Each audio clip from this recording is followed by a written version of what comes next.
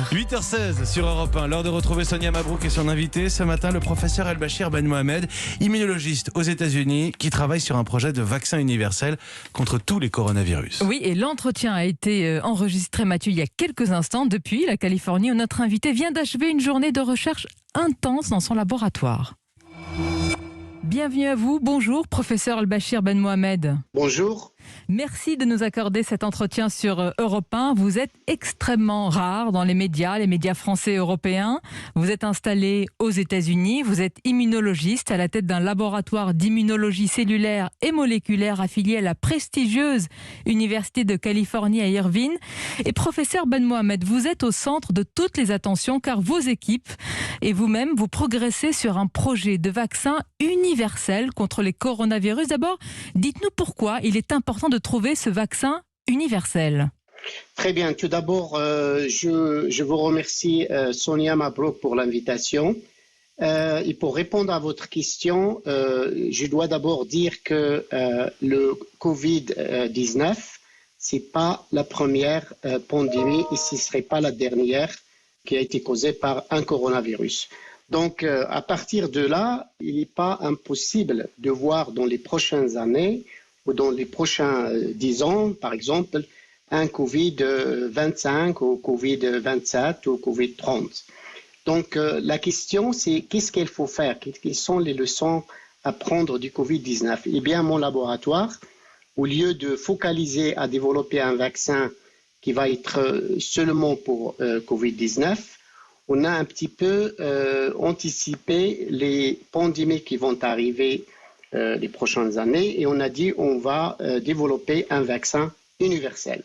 Ça veut dire, professeur Ben Mohamed, que pour cette épidémie et les potentielles prochaines épidémies qui risquent malheureusement d'apparaître dans les années à venir, ce candidat vaccin que vous développez peut nous protéger.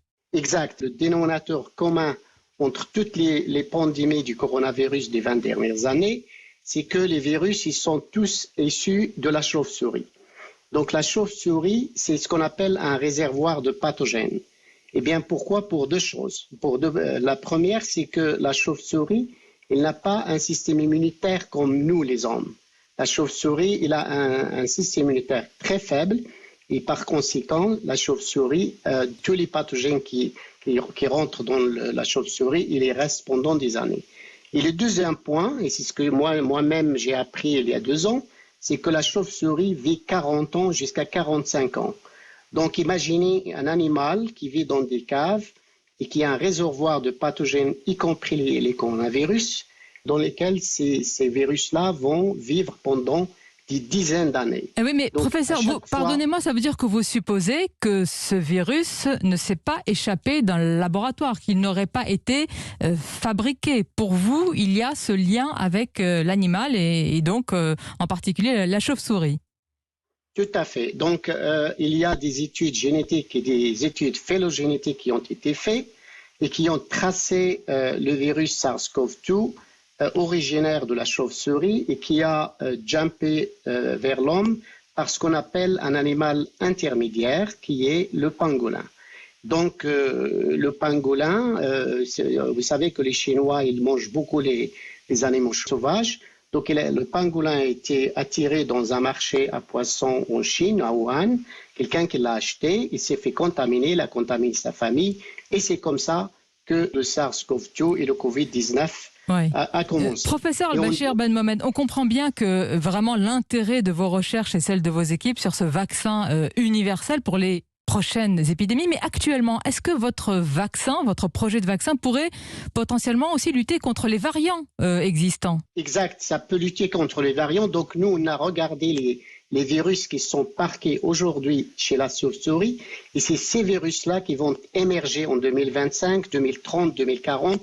La question, c'est pas est-ce que ça va se produire, la question, c'est quand est-ce que ça va se produire. Donc, on aura certainement une autre pandémie. Il faut savoir qu'aujourd'hui, on a 13 variants en total. Donc, le vaccin qu'on est en train de développer, c'est un vaccin qui n'est pas seulement focalisé sur la protéine Spike qu'on connaît aujourd'hui, parce que le vaccin AstraZeneca, le vaccin Johnson & Johnson, Pfizer et Moderna, tous ces vaccins-là, ils sont à base d'une seule protéine, c'est la spike protein. Notre vaccin, il n'est pas seulement basé sur la spike protein, il est basé sur d'autres protéines. Il faut savoir que ce virus-là, il a 25 protéines. Et donc, c'est ça qu'on a utilisé pour construire notre vaccin universel. Ce serait dans ce cas-là révolutionnaire parce que ce vaccin universel nous permettrait finalement de nous passer de tous les autres vaccins. Vous avez cité Pfizer, Moderna, AstraZeneca, Johnson & Johnson. Ce serait un vaccin, une fois pour toutes. Exact. Donc, c'est ce qu'on espère et ce qu'on est en train de faire en ce moment. Ce projet-là, c'était le premier projet aux États-Unis qui a été financé par le gouvernement américain. On a reçu presque 4 millions de dollars de financement. Ce qu'on est en train de faire aujourd'hui, c'est ce qu'on appelle les essais précliniques, c'est-à-dire on a 15 vaccins candidats qu'on est en train de tester chez la souris. Donc on immunise la souris, puis on expose la souris à des variants de coronavirus et on regarde lequel de ces 15 vaccins va protéger contre tous ces variants. Et donc, on va prendre le meilleur vaccin et c'est ce vaccin-là qui va passer aux essais cliniques, espérant fin de l'année 2021 ou au plus tard début 2022. On a bien entendu, parce qu'on est très attentif à ce que vous dites, professeur Al-Bachir Ben Mohamed, fin 2021. Là, nous sommes dans un horizon à court terme, hein, bien sûr. C'est bientôt. Oui, pour la simple raison, c'est que je considère l'année 2020, c'est l'année révolutionnaire des vaccins. Grâce à l'avance sur les ARN messagers, c'est possible maintenant de développer des vaccins dans 6 mois, 10 mois. Et c'est ce qui s'est passé avec le vaccin Pfizer et Moderna. Et on sait tous le résultat. Et donc, nous, ce qu'on essaye, c'est on a pris la même stratégie vaccinale. La seule différence, c'est que nos vaccins, ils contiennent d'autres protéines qui sont conservées entre les coronavirus humains et les coronavirus des animaux. Et on utilise la même technologie mRNA vaccine et la même technologie, les adénovirus de AstraZeneca et de Johnson & Johnson pour délivrer ces vaccins-là chez l'homme. Alors, on l'espère tous, on a bien compris que c'est un espoir pour le monde entier. Et votre parcours, plus singulièrement, professeur Ben Mohamed, suscite beaucoup d'admiration. Vous êtes né au Maroc et à force de persévérance, vous vous êtes imposé dans ce monde de la recherche internationale. Vous travaillez aujourd'hui et vous vivez aux États-Unis.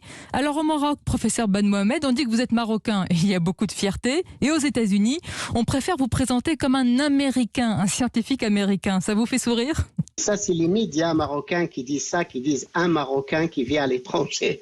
Alors que moi, je leur dis non, je suis américain marocain ou marocain américain parce que c'est la réalité. Moi, je suis éduqué en France. J'ai mon doctorat à l'Institut Pasteur de Paris. Je dois beaucoup à la France et c'est grâce à la France que je suis là aux États-Unis. Évidemment, si j'ai quitté la France, c'est parce que je n'ai pas l'opportunité que j'ai aujourd'hui aux États-Unis. Donc, je me considère un Marocain français-américain, si j'ose dire. Et j'espère que le vaccin qu'on est en train de développer va aider le monde et surtout prévenir les pandémies des années à venir. Bien sûr, vous êtes aussi un peu français, comme vous l'avez dit, professeur Ben Mohamed. Vous avez passé quand même de nombreuses années à l'Institut Pasteur de Paris. La France, on l'a entendu à travers ce que vous venez de dire, forme d'excellents chercheurs, mais ils ne restent pas en France. Pourquoi, de votre point de vue ? Eh bien, ça c'est vrai, c'est malheureux, parce qu'on constate par exemple aujourd'hui le manque d'un vaccin purement 100% français. Malgré que c'est la France quand même qui a découvert les vaccins. Le vaccin, l'Institut Pasteur, c'est le berceau des vaccins. C'est là que le vaccin a été découvert. Et il est quand même malheureux de voir qu'on n'a pas un vaccin 100% français et que aujourd'hui, on est en train de solliciter d'autres pays pour délivrer les vaccins en France. Et je vois aussi qu'il y a quand même une réticence. Les gens qui se font vacciner en France, ils sont quand même, il n'y en a pas beaucoup. Il faut savoir qu'aux États-Unis, ils vaccinent 1,5 million de personnes par jour. Par jour ? Alors on fait le calcul, par jour, 1,5 million de personnes vaccinées par jour. Moi, je me suis vacciné il y a 2 mois déjà. Et donc, peut-être vers le mois de septembre, on va arriver à ce qu'on appelle herd immunity. Oui, la fameuse collective. immunité. Mais votre point de vue est très intéressant pour nous, professeur Ben Mohamed, parce que vous connaissez la France. Qu'est-ce qui nous manque alors? Il y a une frilosité, ou il y a eu en tout cas une frilosité par rapport au vaccin. Nous n'avons pas trouvé notre propre vaccin tricolore. Qu'est-ce qui nous manque selon vous? Qu'est-ce qui se manque à ce pays qui a beaucoup quand même de talent et d'atouts? Je pense que la France a du talent. D'ailleurs, je tiens à saluer les gens qui m'ont formé à l'Institut Pasteur. C'est grâce à eux que je suis là. Je pense qu'il y a une fuite de cerveau vers l'étranger. C'est malheureux de voir. Je ne peux pas rentrer dans la politique. Pourquoi? Parce que je suis un scientifique. Mais je pense que le gouvernement français doit aider les chercheurs à rester en France. Parce que la France, quand même, elle gaspille beaucoup d'argent à former ces chercheurs-là. Et c'est malheureux de voir ces chercheurs-là partir servir d'autres pays, parce qu'il faut savoir que le progrès scientifique, c'est la locomotive de l'économie, c'est ça qui va aider l'économie. C'est très malheureux de voir ces chercheurs français quitter le pays pour aller travailler ailleurs. On va conclure, professeur El-Bachir Ben Mohamed. Et vous, plus personnellement, qu'est-ce qui vous permet chaque jour d'avancer, de progresser, de chercher, mais aussi de trouver? Eh bien, pratiquer la recherche, c'est très excitant. Moi, je me réveille tous les jours et je me dis qu'est-ce que je vais découvrir ce jour-là. J'espère que tout ça va aboutir à un vaccin universel pour aider l'humanité.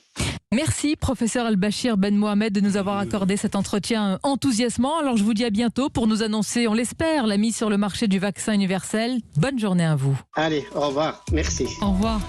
Quel Merci, parcours, hein. mais surtout quelle promesse. Le parcours, très Beaucoup bien, évidemment, mais d'énergie la aussi, promesse, hein, ouais. la promesse, un vaccin Effectivement. universel contre tous les coronavirus. Franchement, après l'année qu'on vient de passer, on prend. Merci Sonia Mabrouk.